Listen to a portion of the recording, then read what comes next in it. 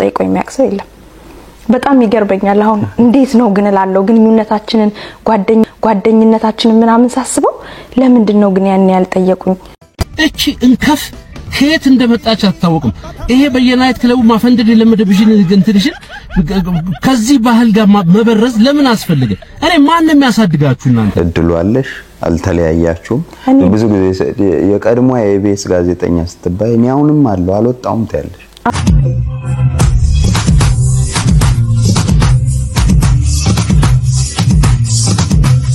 ሰላም እንዴት ናችሁ ቤተሰቦች ዛሬም እንግዲህ በመነፋፈቅ ተገናኝተናል ታዲያ በዚህ ሳምንት የተፈጠሩ ብዙ አይነት ጉዳዮችን አብረን የምንመለከት ይሆናል ለመንደርደሪያ ያክል ቃል ኪዳን ጥበቡ የቀድሞ የኢቢኤስ ቲቪዋ ጋዜጠኛ እንዲህ ባትሉኝ ደስ ይለኛል ብላናለች እንደዚሁም የቀድሞ ባልደረቦቿን ያስከፋ ያበሳጨ ንግግር እንዳያችሁ እርግጠኛ ነኝ ከዚህ ጋር ተያይዞ የነሱስ ምላሽ ምን ይሆናል የሚለውን አብረን እንመለከታለን በዚህ ሳምንት ብዙዎቻችን ካስተዋልናቸው ነገሮች ልንማርባቸው ከሚገቡ ነገሮች መካከል አንዱ ይሄን ደግነት አይቶ ያልተደሰተና ያልተገረመ የለም በያስባለሁ በምስሉ ላይ የምትመለከቱት የአምቡላንስ ሹፌር በትናንትናው ዕለት ወላድ እናት ይዞ ከመሎጋዶ ወደ ሆስፒታል ይዞ በሚሄድበት ወቅት እንደምትመለከቱት አምቡላንሷ በጭቃት ያዝበታለች በዚህ ወቅትም እንግዲህ የአምቡላንሷ ሹፌር የቻለውን ሁሉ ከመከረ በኋላ በመጨረሻም አምቡላንሷን ከጭቃ ማውጣት ባለመቻሉ ተስፋ ቆርጦ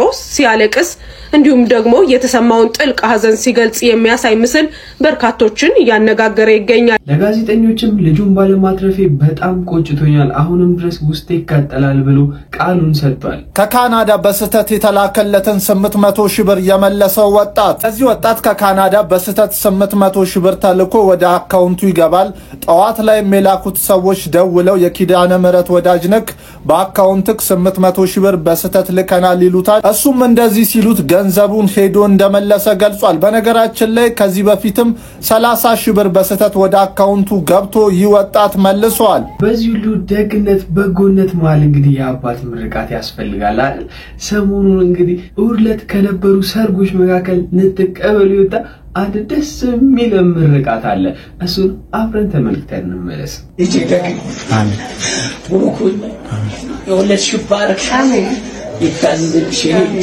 አሳፈርሽ ከማን በላይ ነው ወሽ የናቴ ነፍስ ይማር ማብታሽ ደስታዬ ናሊ አገሩ ሰላም ያርግ የፍቅር የዘመን ያርግ አሜን ይሄንስ ደግል ሞንተነ የኔ አድራሻ መጠሪያዬ ስም ያንተነ አድራሻዬ መጠሪያዬ ስም ያንተነ አድራሻዬ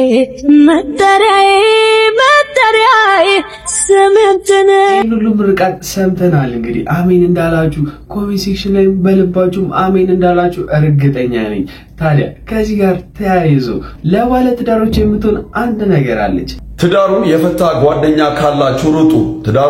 ጓደኛ ካላችሁ ሩጡ ወረርሽኝ ነው እንደ ጉንፋን ይተላለፋል የድምጻዊ ታደለ ሮባ ባለቤት ቤቴሌም ተስፋዬ ምክር ነው ታዲያ እናንተ በዚህ ምክር ተስማማላችሁ ሐሳባችሁን ተጨማሪ ነገሮችም ካሉ በኮሜንት መስጫው ላይ አድርሱኝ መልካም ጊዜ ቸሪክ ጠማችሁ ሰላም ሁኑ ሐሳቧና ጭንቀቷን ተረድታችሁ ይሄንን ነገር ተግባራዊ ታደርጉታላችሁ ብዬ ሙሉ ሐሳቤ ነው ነገር ግን በሚያሳዝን ሁኔታ ጥያቄውንም ለእናንተ ያቀረብኩኝ በ24 ሰዓት ውስጥ ወይም ደግሞ ለ24 ሰዓት ህግ ባይኖር ምን ታደርጋላችሁ ተብሎ ብዙሃኑ ህዝብ ተጠይቆ ነበር የመለሱት ምላሽ በጣም ደባሪና አስቀያሚ ነበር እስኪ ይሄን ጥያቄ እናንተ በምን ተመልሱታላችሁ ለ24 ሰዓት ውስጥ ህግ ባይኖር ምን ታደርጋላችሁ ምን ልባችሁ ይሻል የሚለውን ጥያቄ ለእናንተ አቀርባለሁ ኮሜንት ሴክሽኑ ላይ ተመልሱልኛላችሁ የዚህን አራሳት ህግ የለም ብትባሉ ምን ታደርጋላችሁ ተብሎ ኮሜንት ላይ ተረዳውት ምን አይነት እንትኑስ እንደምንኖር ነው ማለት የሆነ ድጋሚ ራሱ ለማሰብ የሚከብዱ ነገሮች ናቸው እዚህ ጋር የተጻፉና በስማ ከምን ጊዜውም በላይ ራሳችንን መጠበቅ እንዳለብን በተለይ ደግሞ እህቶቻችንን እንደዚሁም የሴት ጓደኞቻችን አካባቢ ያሉ ሴቶች በሙሉ ከምን ጊዜውም በላይ መጠበቅ እንዳለብን የሚያስረዳ ፖስት ነው ለቀልድ የሚውል ለምር እንደዚህ አይነት ነገር እዚህ ጋር ኮሜንቱን ያላያችሁት ሰዎች ከ5000 በላይ ኮሜንት አለው ገብታችሁ እዩትና ስንት ሺው ነው ጥቃት ለማድረስ የሚያወራው እኔ ከዚህ ጉዳይ አንድ የተገነዘብኩት ነገር ለኮሜንትም ህግ ሊወጣለት ይገባል በያስብያለሁ። በጣም በሚያሳዝን ሁኔታ ከአዲስ አበባ ወጣ ብለን አንድ የተሰማ ዜና አለ። ፍርዱ በቂ ነው የሚለውን እኔ አልስማማበትም። በጣም ትንሽ ነው እላለሁ። እናንተ ኮሜንት ሴክሽን ላይ ሐሳባችሁን ትነግሩኛላችሁ። በይርጋለም ከተማ የ12 ዓመት ህጻን ልጅ አስገድዶ የደፈረው የ65 ዓመት አዛውንት በ23 ዓመት ጽኑ እስራት ተቀጥቷል። ሰውየው የኤችአይቪ ቫይረስ ተጠቂና የመድኃኒት ተጠቃሚ ነበር። እስራቱ በቂ ነው ብላችሁ ታስባላችሁ?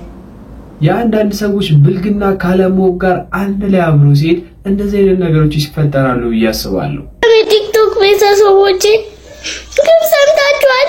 ሀገራችን ውስጥ ከ12000 ተማሪ 12ቱ እያለፈ ነው። በዚህ አይነት ማስተማሪውም ጭምር ነው የወደቀው። እስቲ ፌመስ አድርጉኝ፣ 10,000 አስገቡኝ፣ እድሌን በዚህ ልሞክረው ብዬ ነው። ለዚህ ነው ተማሪዎች ብዙም ቢማሩ ቢያንስ ትምህርት ቤት ይግቡ የሚባለው። አርቢንጂ ሱዳባ ተማለ ሾለ ያነጥጣላ አሲንዲ ሱናምባ ደማለ ሾለ ያነጥጣላ ካሚ ወላ ድሰኒ ወላ ያ ወላ ወልቱ ተድፍቴ እቺ እንከፍ ከየት እንደመጣች አታወቅም። ይሄ በየናይት ክለቡ ማፈንደድ የለመደብሽን እንትልሽን ከዚህ ባህል ጋር መበረዝ ለምን አስፈልገ? እኔ ማንንም ያሳድጋችሁ እናንተን ግን ማለት አሁን አንቺ አሁን ሰው ነሽ አሁን በቃ አዘመንሹ ማለት ነው። አሁን ውዝዋዜ በአፍሪካ ውስጥ የትም ዓለም ላይ ታይቶ የማይታወቅ ራሱን የቻለ ውዝዋዜ ነው። የሚያምር እግራ አጣጣሉ ብቲ አጨፋፈሩ ብቲ የሙዚቃው ቢት ብቲ ምን ይወጣል? ድንቅ ነው። የመጨረሻ እንዳንቺ አይነት በየናይት ክለቡ መጎንበስ የለመደች ሴት ተነስታ መታበላሽው አዘምነሽ ሞተሽ ነው ባንቺ ቤት። ባህሉ እንደዚህ አይደለም። ወጣቶች እንድታውቁት ፈልጋለሁ። እንዲች አይቷን እንከፍ ደግሞ እንደው መልካቸውን እያጣራችሁ ምን አለ ብታሳቀቁልን፣ እንደው እፈሪና አርፈሽ ተቀመጭ ብታስብሉልን። ግን ምንድነሽ አሁን አንቺ ምን አረግሽ ነው የሚባለው? እኔ እኮ ምን አይነት ሰው ከየት ነው የምትመጡብን እናንተ? ከየት ሀገር ነው የገባችሁት? መቼ ነው የገባችሁት? በበረባ ምንድነው የገባችሁት እንዴ? በቃ እንዲያልሽ የትኛው እንደዚህ ጭፈራ ሲጨፍራ የምታውቂው እንዴት ወሲባዊ የሆነ ፖርኖግራፊክ የሆነ የማፈንደድ ምናምን አንድ ነገር ሲፈልግ ነው ሰው እንደዚህ ነገር ሊያደርግ የሚችለው። በእኛ ሀገር የባህል የለም እንደዚህ አጨፋፈር እንዴ። የመቀመጫ የዳሌ ውዝዋዜ ወደ ደቡብ እኮ ብዙ ቦታዎች አለ እኮ። እንዳንቺ አይነት ግን አስቀያሚ ግን የለም ጭራሹን። እፈሪ ምን ትላለች እንደው የሚያስርልን አጣ እነዚህን ሰዎች። በእውቀቱ ስዩም በአንድ ወቅት ምን ብሎ ነበር? እኔን የሚያክል ጺም አይኑራት እንጂ ምንም አይነት ሴቱን እቀበላለሁ ብሏል። ይቺንም ሊሆን ይችላል። ወንድ ልጅ በእኔ እድሜ ላይ ሲደርስ ሚስትን አጥብቆ ይፈልጋል። ዘንባባ እንኳን ከአንዱ ቦታ ተነቅሎ ሌላ ቦታ በሚተከልበት ዘመን ወንድ ልጅ ቆሞ ሲቀር ያስቆጫል።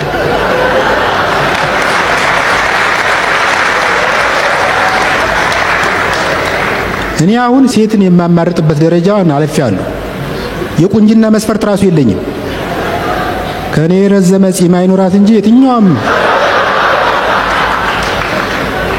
የትኛውም አቅመ ሔዋን የዘለለች ሴት መስፈርቱን ታሟላለች።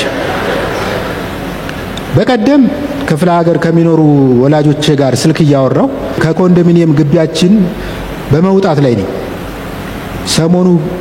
ሰሞኑን በተካሄደው ጦርነት በተአምር እንዴት እንደተረፉ እየነገሩኝ ነው። ድንገት አንዲት ሴት ወደ ግቢ እየገባች ባጠገቤ እንደማለፍ አለች። ዞር ብዬ ሾፍኳት። ጉንጯ ላይ የሚስጥር ኪስ የሚያክል ዲምፕል አላት። በርግጥ በቁመት ትንሽ ትበልጠኛለች።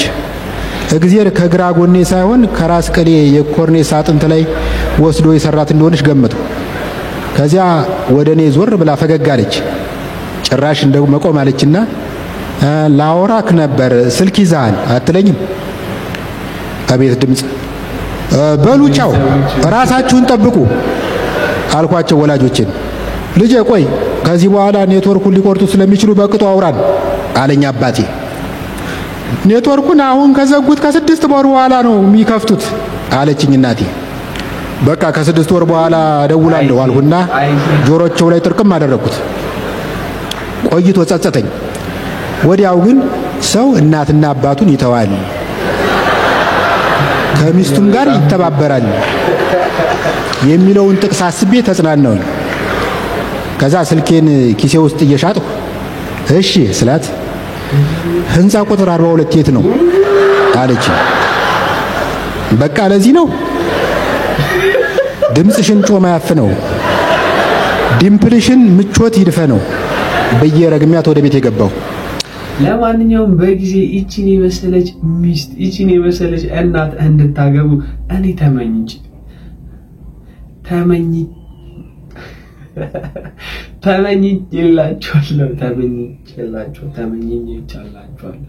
ሰማ አምቦል ደምፈስ ቅዱስ ተመኝላችኋለሁ።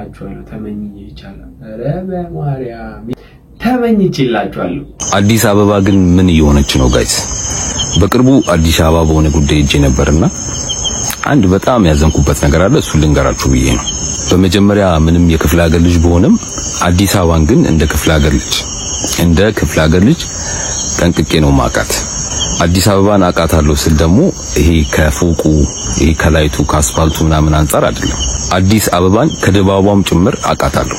የአዲስ አበባ ድባቧ ደግሞ አዲስ አበባ ላይ ተወልዶ ያደገ እትብቱ አዲስ አበባ ላይ የተቀበረ አዲስ አበባ በማንነቷ ቀርጻ ያሳደገችው የአዲስ አበባ ልጅ ነው ወይንም የሸገር ልጅ ማለት ነውና ከዚህ አንፃር በጣም ያዘንኩበትን ነገር ልንገራችሁ ብዬ ነው። በእርግጣው አዲስ አበባ ከገጽታ አንፃር በጣም አምሮባታል።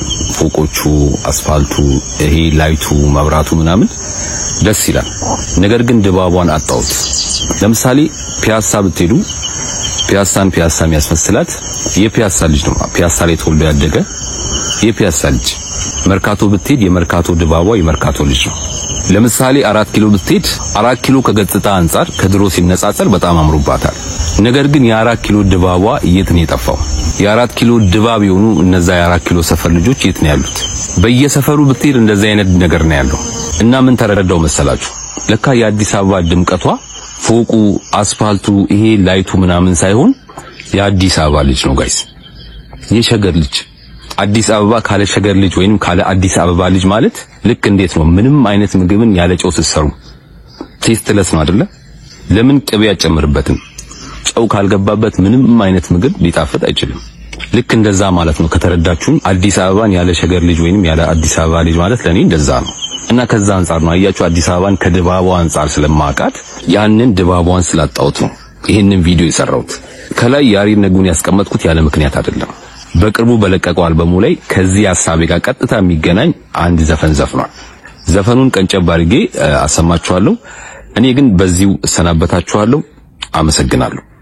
ትዝታችን ተረሳ አዲስ አበባ ላይ አራዳ ላይ ፒያሳ አዶ ገለታ ስሙ ጠፍቶ ነበር አዲስ አበባ ላይ ዛሬ የለም እኛ ሰፈር አዶ ገለታ ከኔም ካንተም ቀዳሚ አዲስ አበባ ላይ ጸሎቷን የምትሰሚ አዶ ገለታ ባጌጥባት ሸማዬ አዲስ አበባ ላይ ፍቃኝና ዜማዬ። በቢሌ እንደነገርኳችሁ ብዙ ዝግቦችን እየፈጠረ ያለ አንድ ንግግር አለ። ኢቭን ባልደረቦች አሉኝ በጣም መቀርባቸው ቤታቸው እዛ አካባቢ ሆኑ ሰዎች ግን የት ሊሂድ የት ነው የምትሄጂው እንዴት ነው የምታድሪው በዚህ ሰዓት የት ትሄዳለች ብሎ ጠይቆኝ የሚያክሰው የለም። በጣም ይገርበኛል። አሁን እንዴት ነው ግን እላለሁ ግንኙነታችንን ጓደኝነታችንን ምናምን ሳስበው ለምንድን ነው ግን ያን ያልጠየቁኝ? ማለት ከደብረ ዘይት ተመላልሼ እንደምሰራ ያውቃሉ። የት ነው ግን የምትሄጂው የት ነው የምታድሪው ለምንድን ነው ግን ያላሉኝ ይላል። እንደዛ ምሽታችሁ በጋራ ከሰራችሁ በኋላ ወደ የቤታቸው ሲሄዱ ቻው ብለው በትንትን ይላሉ ሁሉም ሰው። ከዛ በቃ ግራ ይገባኛል። ይሄ ካለፈ በኋላ እኮ ነው ፊልም ማረገው። ያለፍኳቸውን እግዚአብሔርን ለማመስገን አንዳንድ ያለፍክበትን ነገር ማየት ጥሩ ነው።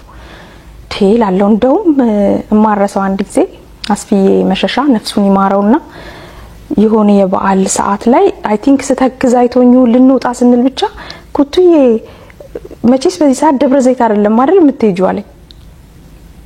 ከዛና ታዲያ የት ሄዳለሁ አልኩት። ከዛ የምርሽ ነው እስቲ መሸሻ የሙት በይ ምናምን አለ። ከዛው የምሬን ነው ምናምን ስለው ባክሽ እየፎገርሽ ነው ብሎ ማንንም ሰው አያምንማ በዛ ሰዓት እቺ ልጅ ትሄዳለች ነድታ ምናምን ብሎ አይጠብቁም ይመስለኛል። ቃል ኪዳን ግርማ ይሄን ንግግር በመናገሯ ብዙዎች ተናደውባታል። ለዚህም የኢቢኤስ ቲቪ ጋዜጠኞች መልስ ምን ሊሆን ይችላል በየኔ ገመትኩኝ። እናንተ ምን ሊሆን ይችላል? በመጀመሪያ ኮሜንት ሴክሽኑ ላይ ጻፉልኝ ንገሩኝ። የኔ ሐሳብ ይሄ ነው። አረ ምንሽ እንጂ በጣም አፈሉ በእውነት አፈሉ አፍልተዋል። መቅደስ ዳበሳይም እንደዚህ አፏን ይዛ ትስቅባታለች ብዬ ያሰብኩት ለምንድን ነው?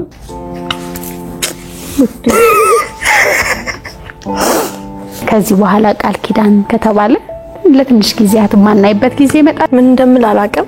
በጣም የተምታታ ስሜት ነው የሚሰማኝ፣ የተዘበራረቀ ነው። በአንድ በኩል ደስታ አለ፣ በአንድ በኩል ደግሞ ከናንተ ጋር መለያየቱ በጣም ነው የከበደኝ። መለየት ከባድ፣ በየትኛውም የህይወት ሁኔታ ውስጥ ሰዎችን ማጣት መለየት ይከብዳል። ምክንያቱም ሰው የለመደው የልምዱ ባሪያ ነው ይባል የለ የለመድነው ነገር ይገዛናልና በጣም እያዘንኩኝ ከናንተ ጋር ስለያዩ እውነት እኔ ሎጎውን ሳይ ራሱ በጣም የሚያስደነግጠኝ ከሁላችንም እኔ ነኝ በቅርቡ ወደ ኢቢኤስ የተቀላቀልኩትና ሁሌ ሳገኛት ፈገግታ አይለያትም።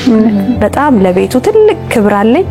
እግዚአብሔር ያክብራችሁ። በጣም ነው መወዳችሁ። ክፉአችሁን አያሰማኝ፣ ክፉአችሁን አያሳየኝ ማለት ፈልጋለሁ። አስፊቲን በጣም ማመስገን ፈልጋለሁ። ነፍሱን ደጋግሜ ላለው በገነት ያኖርልን፣ ልጁን እንግዲህ ይባርክለት ነው ማለት ፈልጋለሁ።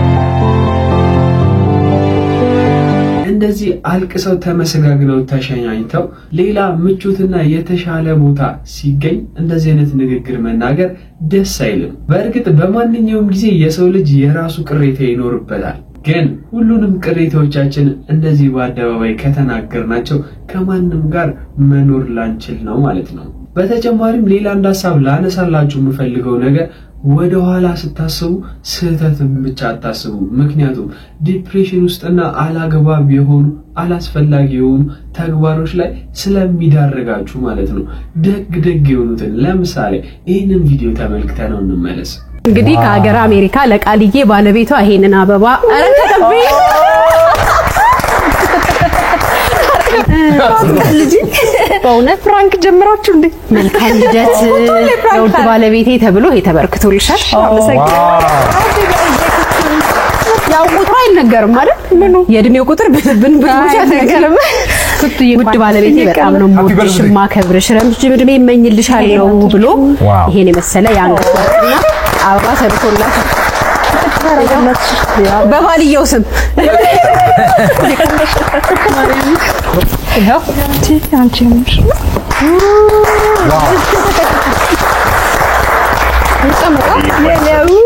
እንደዚህ ነው ድንገት ፈንጠዚያ መድረስ እኮ ተመኘች መትረፍረፍ ማሙላ።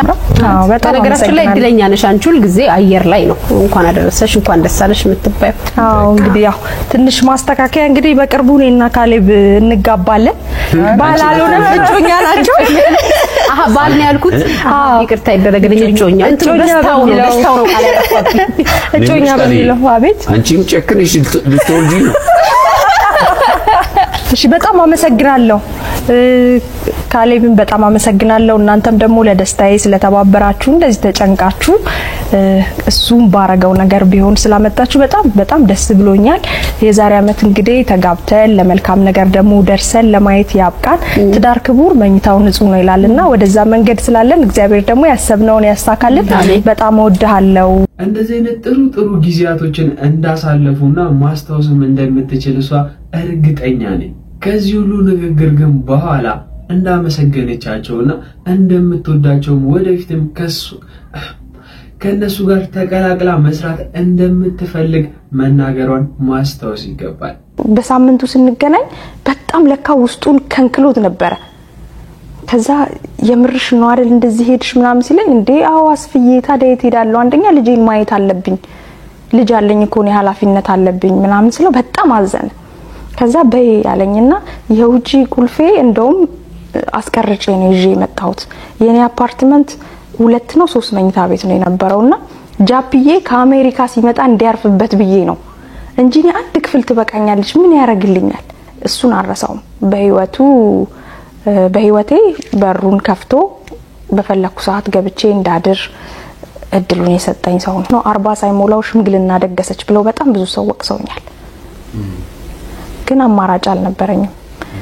ሳላዝን ቀርቼ አይደለም፣ ፕላን የተደረገ ነው፣ የረጅም ጊዜ ፕላን። እንዳልኩ ከዚህ ሀገር ትኬት ቆርጦ አስተካክሎ ከፋሚሊ ጋር ምናምን መምጣት ቀላል ነገር አይደለም።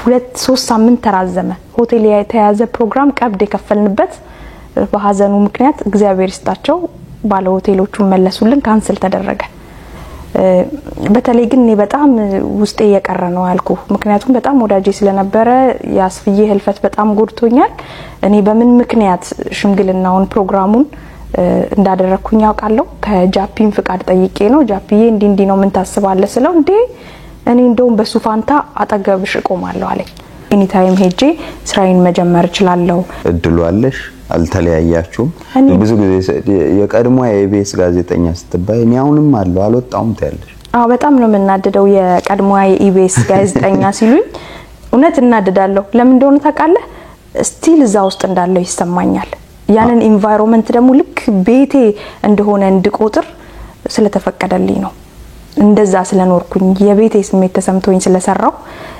ባለቤቶቹም የማኔጅመንቱ በአጠቃላይ ደግሞ ያንን ኮምፈርት ስለሰጡኝ እንደዛ ነው ማስበው ለማንኛውም ቤተሰቦች ለዛሬ ይዤላችሁ የመጣኋቸው ቪዲዮዎች እነዚህ ነበሩ ሐሳባችሁን ኮሜንት ሴክሽኑ ላይ እያስቀምጣችሁልኝ ቪዲዮ ላይክ በማድረግ እንደዚሁም ሰብስክራይብ በማድረግ ቤተሰብ መሆናችሁን እንዳትረሱ በቀጣይ ቪዲዮ እስከማገኛችሁ ድረስ ቸር ቆዩልኝ